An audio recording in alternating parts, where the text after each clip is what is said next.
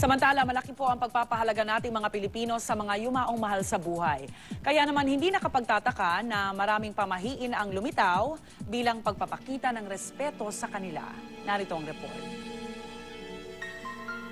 Bahagi na ng ating pagka-Pilipino ang mga pamahiin.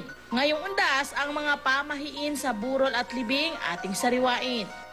Sinasabing kung ginawa mo ang ilan sa mga ito, maaari kang dalawin ng kaluluwa o malasin.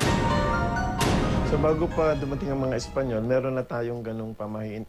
Sa ating pamahiin, bawal ang magwalis sa burol. Baka daw yung mga basura na naandyan ay espiritu ng mga namatay ng mga tao. So may mga bumibisita kasing mga hindi nakikita ng espiritu sa mga patay. At ito ay minsan ay pumapaloob sa iba't ibang bagay na nasa loob ng isang burol. Pero sa practical na dahilan naman kasi, ba't ka nga naman magwawalis? May mga bisita, so mamulot ka na lang. Para bang pinapaalis mo yung mga bisita pag nagwawalis ka. Ang pagpuputol ng kuko sa lamay ay pinaniniwalaang bawal din daw gawin. Kumbaga, ito'y disrespecto, hindi paggalang, no?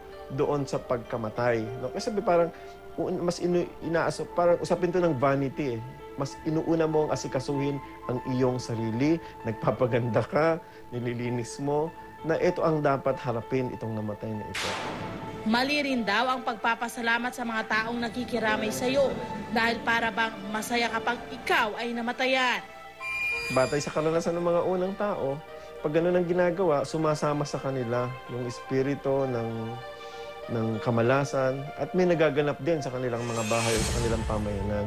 Yung iba, body language ang ginagawa ng iba. So, nag-aakapan na lang, no, nagkakamayan. Bago pumasok ng bahay, bawal ding hindi magpagpag o maghugas ng kamay pag ikaw ay galing sa libing o lamay. Kung hindi mo raw ito gagawin, maaaring sumama ang kaluluwa sa iyong bahay. Ang pamahiin ay mga paniniwalang walang basihan.